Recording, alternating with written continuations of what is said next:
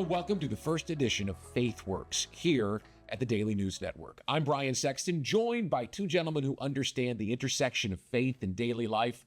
We'll start with the man to my right here, Father Remek, promoter of justice, but the pastor of San Jose Catholic. How are you, Rem? Welcome. Thank you for having me. Listen, excited to have you. And the gentleman to his right, many people know as Gary Chartrand, but we know he's a very devout Catholic and a movie producer about a Polish priest. Boy, does that make this a timely conversation. It does, yeah. Listen, in 30 years of working in Jacksonville for the Jaguars, I don't think I've ever had a conversation that hasn't started with football, right? I mean, it just is. Yeah. But the conversations I really like to have are about this, are about faith. That's the fire. And what I've learned in talking to people is if I'll start the conversation, people will have it. But most people won't express their faith as openly in a business kind of setting as I do, right? And I'm a big mouth. You are too. Yeah. Let's focus this conversation on people in the business world, people out there living their faith every day. Do you know some? I do. I mean, we're very blessed. And I think, Brian, I would say there's a resurgence of faith in the public square. I think there is something beautiful happening. I see more people being open-minded, talking about faith, being less afraid. And I see the fruit, I think the participation in the church is growing, conversions to the Catholic Church are on the increase.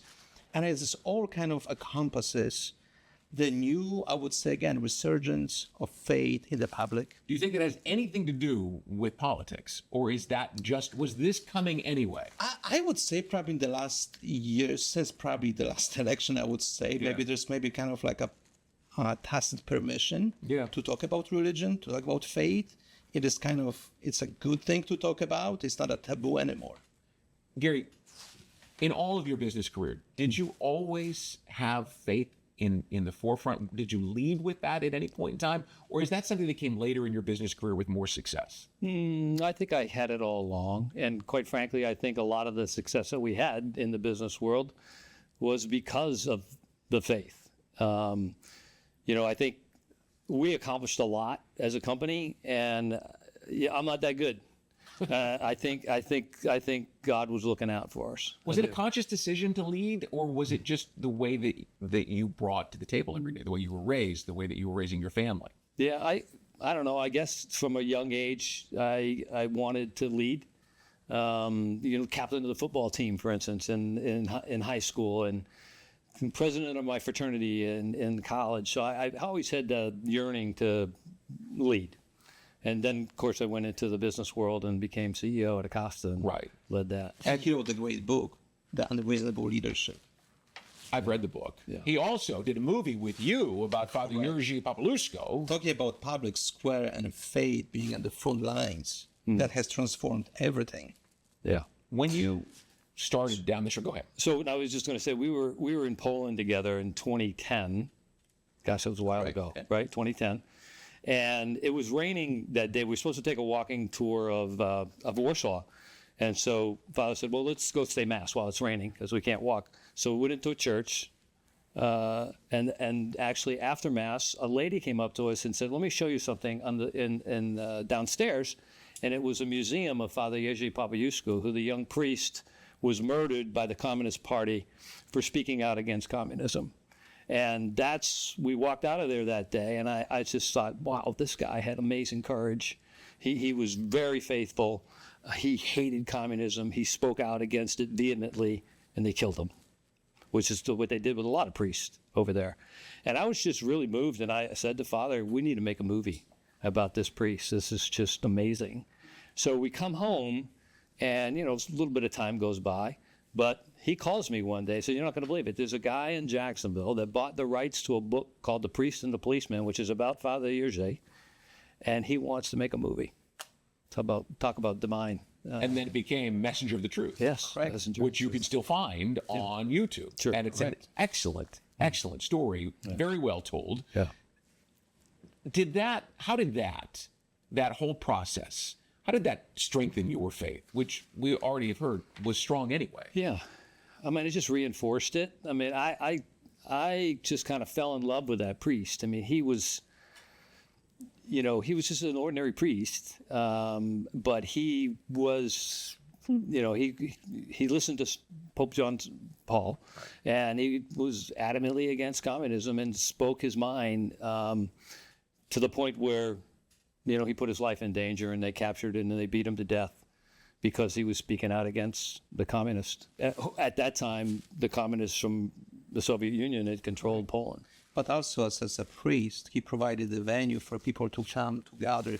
And I would say that's the beauty of the church. That's the beauty of power. That's the conviction of values that we have.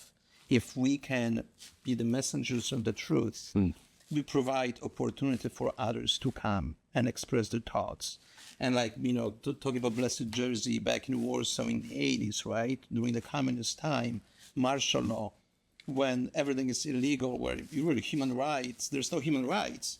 And yet he stands on the balcony of the church and he preaches the truth and he invites people to come. And this is the power of faith. Because if you have faith and values, we're unstoppable.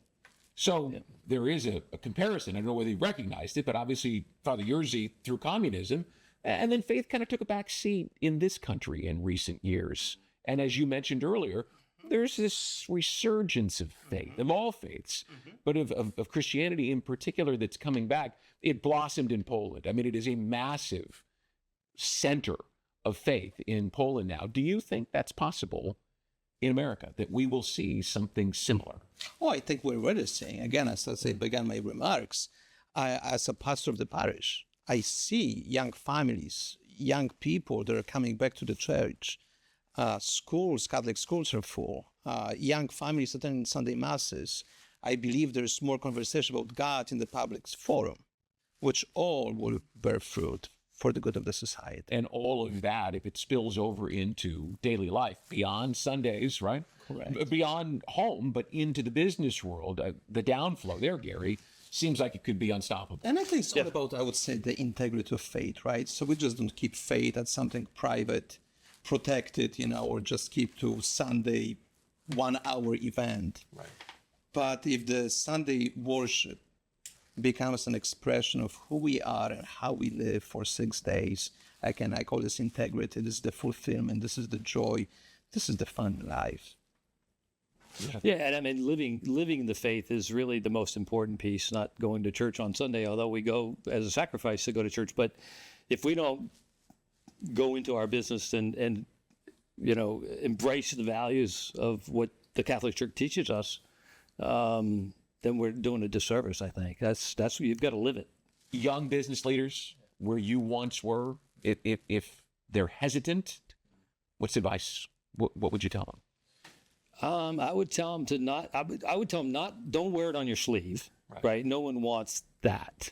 But your actions speak louder than your words, and people watch you when you're in a leadership position. People watch everything you do and everything you say, and so. That would be my advice is, if you believe in the teachings of the Catholic Church, live it and let people see it. Get what you just said reminds me of the words that are traditionally associated with St. Francis of Assisi. Preach the gospel. Use words only if necessary.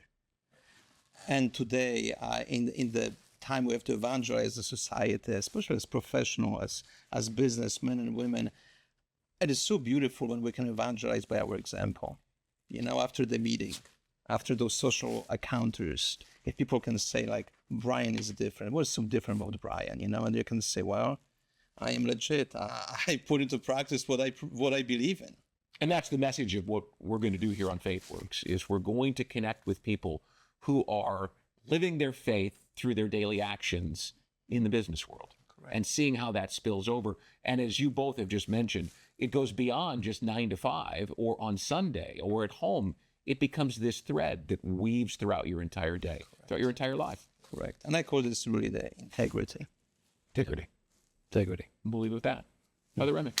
Thank you. Thank you so much for the inaugural show. Thank you. Gary, thanks. We appreciate it. Always. And we'll be back here on a regular basis with FaithWorks, the stories of integrating faith and daily life. We'll see you next time here on the Daily News Network.